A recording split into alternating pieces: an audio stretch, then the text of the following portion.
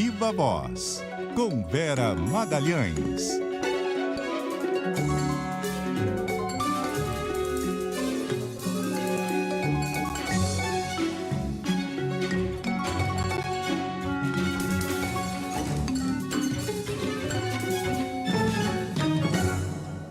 Oi, Vera, boa noite, tudo bem?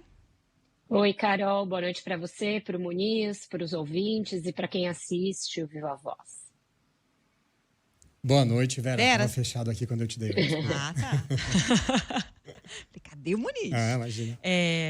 Vera, a semana foi toda marcada pelas reações ao apagão em São Paulo, né? Sobretudo na campanha, claro, pela Prefeitura da capital paulista. Mas os ponteiros pouco se mexeram nas pesquisas. A tendência é que esse tema seja superado, pelo menos na campanha política?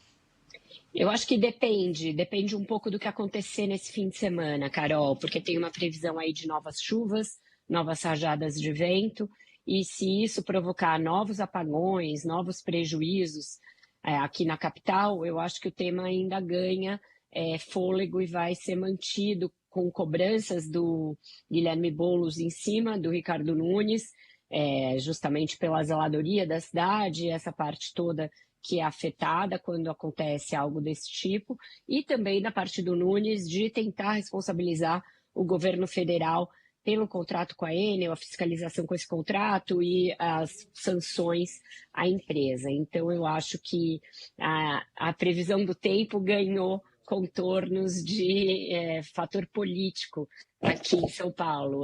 Foi a semana inteira, realmente, pautada por isso. A gente viu longas discussões, debates no horário eleitoral. Era até engraçado porque entrava um candidato falando uma coisa e no minuto seguinte o outro candidato falando o oposto, um responsabilizando o outro, mas como você bem notou, os ponteiros pouco se mexeram, principalmente a intenção de voto do Boulos, que era quem esperava ganhar votos com esse assunto, taxando o Ricardo Nunes de pouco operante, de frouxo, de indeciso, mas a intenção de voto dele no Datafolha permaneceu rigorosamente a mesma, ele teve uma oscilação para baixo da sua rejeição, mas o Nunes também, e a intenção de voto no Nunes até teve uma mexida, perdeu 4 pontos, mas isso migrou para indecisos, brancos, nulos ou pessoas que pretendem não votar no dia da eleição. Então, por enquanto, é um eleitor que está irritado com o prefeito, por algum motivo, mas ainda não decidiu apostar no Boulos como uma alternativa a esse voto em São Paulo. Então, a depender do que pode acontecer, de novos prejuízos, dessa situação se prorrogar, se repetir e até se agravar, eu acho que aí ele pode ter um prejuízo mais sério e o Boulos até ganhar algum voto de confiança na linha das pessoas muito revoltadas, descrentes e irritadas com esse cenário. Mas, por enquanto, não é o que a gente viu no apagão da semana passada, que deixou milhões com problemas na cidade e na região metropolitana. Bom, vamos ver o que a chuva reserva, né, para essa reta final da campanha eleitoral. Agora, teve um anúncio aí feito pelo presidente Lula, Vera. Ele anunciou uma ajuda federal para aqueles empresários que tiveram prejuízo, né, com esses dias todos sem luz e tal. E aí fica a dúvida, né? E aí, é só uma política de Estado ou também é uma mãozinha aí para a campanha de Boulos, que é de quem Lula é aliado? Como é que a gente pode entender esse movimento, hein? Não dá para não ver aí uma mãozinha para isso, porque o anúncio foi feito em São Paulo, no lançamento do Acredita, que é aquele programa de microcrédito para empreendedores, que também isso também dialoga com a campanha do Boulos nesse momento. E a gente viu um anúncio que pegou o Haddad de alguma maneira de surpresa e que depois ele teve que tentar enquadrar em alguma linha de crédito que já existe. O que o Lula falou? Nós vamos fazer para a cidade de São Paulo o mesmo que nós fizemos para o Rio Grande do Sul. As pessoas que tiveram prejuízo por causa do apagão, que perderam geladeira, perderam inclusive sua comida, pequeno comerciante que perdeu alguma coisa, nós vamos estabelecer uma linha de crédito para que essas pessoas possam se recuperar e viver muito bem. Eu não quero saber de quem é a culpa, eu quero saber quem vai dar a solução. Quem vai dar a solução é ele, Lula, e isso provavelmente vai aparecer na campanha do Boulos, em algum comercial, ou no debate, ou em alguma peça da campanha. Aí ele falou, o Haddad esqueceu de falar isso, porque o Haddad já tinha falado. e depois veio o ministro para dizer que isso vai ser enquadrado no Pronamp, que é uma linha de crédito que já existe, e aí ele excluiu os consumidores residenciais. Ele falou que é só para comerciante e empresário que perdeu alguma coisa, que os residenciais vai caber a Enel ressarcir, porque ele está tentando conter o quanto de volume de recursos vai se empregar para isso, né? Porque senão era uma conta que o céu era o limite. Então, o Haddad tratou de dar ali uma roupagem de política pública para um anúncio que foi feito pelo Lula num tom bastante de palanque. Então, serão 150 milhões para essa linha voltada a pequenos comerciantes, pequenos empresários que tiveram prejuízo nos seus negócios com o apagão, porque existe já uma linha que foi idealizada antes e que atende a esses requisitos. Então, você tenta circunscrever o grupo e reduzir, portanto, o alcance de quanto vai ter de gasto com isso. Bom, amanhã tem debate da Record, né? O que a gente pode esperar aí do desempenho dos candidatos? Eu acho que, de novo, o fato de ter ou não chuva e ter ou não apagão vai ditar se esse vai ser, de novo, o principal assunto. Eu acho que o assunto invariavelmente vai aparecer, mas eu tinha notado nas conversas que eu tive ontem, depois do Viva Voz, e hoje, ao longo do dia, com a campanha do Boulos, uma intenção de começar a virar esse assunto, virar essa página. Comentei isso na primeira edição do Viva Voz com Sardenberg e a Cássia. Eles acham que não teve o efeito que eles esperavam, que, portanto, não conseguiram colar totalmente na testa do Ricardo Nunes a responsabilidade pelo apagão e que tem uma série de outros públicos para falar e uma série de outros objetivos para cumprir no segundo turno. Então, eles vão voltar a falar dessa questão dos pequenos empreendedores, dos trabalhadores autônomos. O Lula falou disso hoje, falou que tem muita gente que não quer ter carteira assinada, que quer empreender. Então, esse é um tema que entrou no radar da esquerda bastante atrasado e que, portanto, agora eles querem aproveitar essa última semana para bombar esse assunto. E o Boulos vai voltar a tratar de um aspecto da campanha dele, que foi tratado no primeiro turno, mas que andava meio em banho-maria agora, que é o fato do Nunes estar batendo muito no fato dele nunca ter tido uma experiência administrativa, nunca ter ocupado um cargo no executivo, nem de secretário, nem de ministro, e nem ter sido eleito para alguma função executiva. No primeiro turno, o Boulos sempre ressaltava o fato de ter a Marta como vice, de ter um time experiente ajudando a fazer o seu programa de governo, que seriam secretários, etc. Então, isso vai voltar as falas dele, vai voltar a propaganda eleitoral e deverá aparecer no debate. Essa ênfase no time, na equipe, nas pessoas experimentadas, nos projetos que deram certo na gestão da Marta. Então, é uma maneira que eles acham de fazer uma vacina para essa coisa do Nunes insistir no fato de que ele não tem experiência, Carol. Vera, hoje, mais cedo, a gente até trouxe aqui na programação da CBN, teve um candidato a prefeito que foi baleado aqui na região metropolitana de São Paulo, né, em Taboão da Serra. Tem a suspeita, ainda vai ser investigado, de relação com o PCC. E essa infiltração aí com o crime organizado, infiltração do crime organizado na política, está sendo uma das marcas dessa eleição, né? Infelizmente, sim, Muniz. Isso é muito presente no estado de São Paulo, muito presente aqui na Grande São Paulo.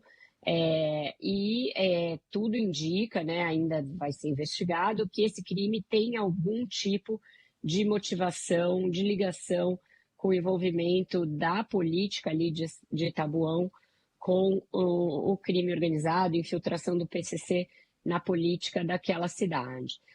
Embu das Artes, que é uma cidade também na mesma região, já tem muitas denúncias de políticos envolvidos com o PCC.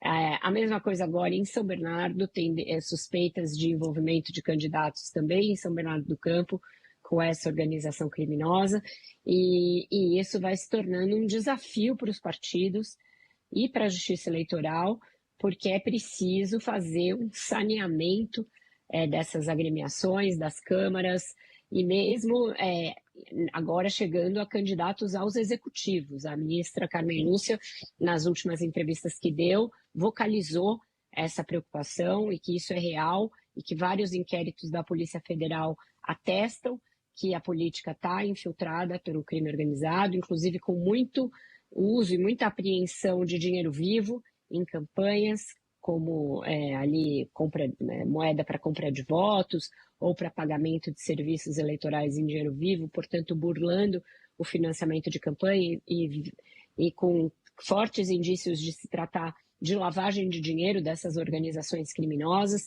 Então, eu acho que tanto no caso do PCC, quanto de outras organizações criminosas, quanto das milícias lá no Rio de Janeiro e nas cidades da Baixada Fluminense, essa eleição a gente assistiu meio que uma saída do armário do crime organizado e da sua infiltração na política institucional, na política partidária, e isso traz graves consequências e tende a ser barrado pelas instituições de uma maneira firme. A gente ainda não tem um plano, um projeto integrado para rapidamente detectar esses casos, investigar também com celeridade, julgar e extirpar os candidatos que têm ligação com essas organizações. Mas isso vai precisar ser feito. A gente viu outros países em que essa cartelização da política avançou muito rápido e muito mais rápido do que as instituições de controle. A gente não pode permitir que isso aconteça também no Brasil. A gente já tem um controle territorial muito forte em várias cidades do Brasil por parte do crime organizado, Fortaleza, Rio de Janeiro, são alguns exemplos, Natal, os presídios estão muito controlados por essas organizações. Se também a política partidária, legislativos e executivos começarem a ficar sob o domínio dessas organizações, a gente vai ter problemas muito mais graves ainda no Brasil. Vera, mudando de assunto, voltando a falar de corte de gastos, esse corte aí mais estrutural no governo federal parece ter entrado de vez no radar da equipe econômica. Você acha que o Haddad vai ter êxito nessa tarefa de convencer o Lula da necessidade desse corte? Olha, o Lula fez uma reunião essa semana com a Febraban, com os representantes dos bancos privados, falou em prol do ajuste fiscal, enalteceu o trabalho do ministro, falou que vai estudar qualquer sugestão que eles derem.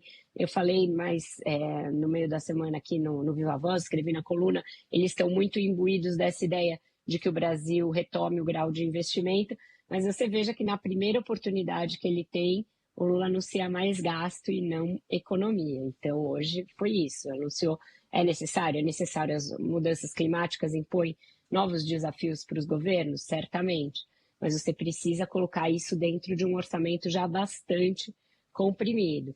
E quando você pensa que o Lula tem muita dificuldade em fazer cortes de gastos sociais e cortes de gastos previdenciários, por exemplo, que são aqueles que estão pressionando mais o orçamento, a gente fica na dúvida o quanto o apoio dele ao Haddad é retórico e é uma coisa de carinho que ele realmente tem, de apreço que ele tem, de saber que o Haddad é uma figura importante para dar lastro para o seu governo, e o quanto que é um convencimento genuíno da parte do presidente de que não tem jeito e tem de conter esses gastos sob pena de lá na frente o orçamento estourar e aí não ter dinheiro para mais nada. Eu acho que ele ainda não chegou nesse convencimento genuíno, ele está no processo.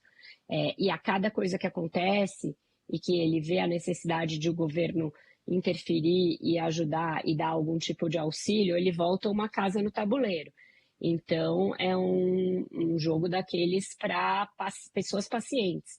O ministro falou em batata quente essa semana, mostrou estar preocupado, mas ele vai ter que ter muita paciência, segurar essa batata, soprar, trocar de mão ali, fazer todos aqueles malabarismos que a gente faz quando está com uma coisa muito quente na mão ou na boca, soprar assim, porque eu acho que não é para já esse convencimento não, Carol, vai demorar um pouquinho. Vamos fechar com música, Vera? Vai com o Bruninho? Eu vou seguir o conselho do Ender Salles. Eu não vou dizer que eu não gostei dessa música, como eu de fato não gostei, mas eu vou dizer que eu gostei, porque o Bruninho se juntou a uma moça que eu conheci hoje, no dia de hoje, Rosé, Acabei que de vem conhecer, tem meia hora. Eu também. ela vem a ser integrante de uma banda de K-pop, cujo nome eu já esqueci, que ele mandou no nosso grupo para evitar que a gente sofresse muito hate. Blackpink, que é maravilhosa, amada e tal, fãs de K-pop, eu acredito que seja bom, porém, como o Bruno Mars está há muitos anos sem lançar um disco, lançou esse ano aquela música com a Lady Gaga, está morando aqui no Brasil, já foi no jogo do Flamengo e tal, a gente tinha uma expectativa um pouco diferente em relação a essa música e veio uma música bem pop mesmo. Depois que ele falou que K-pop faz todo sentido.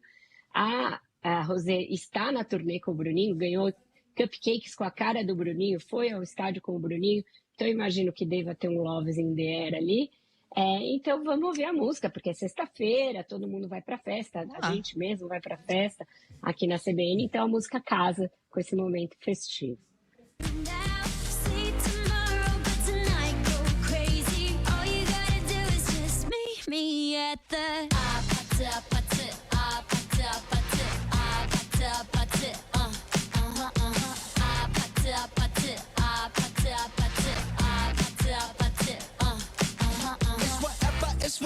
It's whatever you like.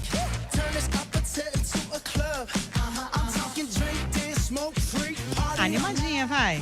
Achei um quê de Taylor Swift, não? Um pouquinho, né? Com o K-pop também ali. O PVC tá me mandando áudio, eu não consigo ouvir agora, mas ele fala aí depois de mim o que ele achou. Vamos ver. Ele deve estar cantando, Vera. Melhor você nem ouvir. PVC cantando não recomendo. Não? Então ele vai cantar aí pra vocês. Vou ficar no ar aqui pra ver. Combinado. Beijo.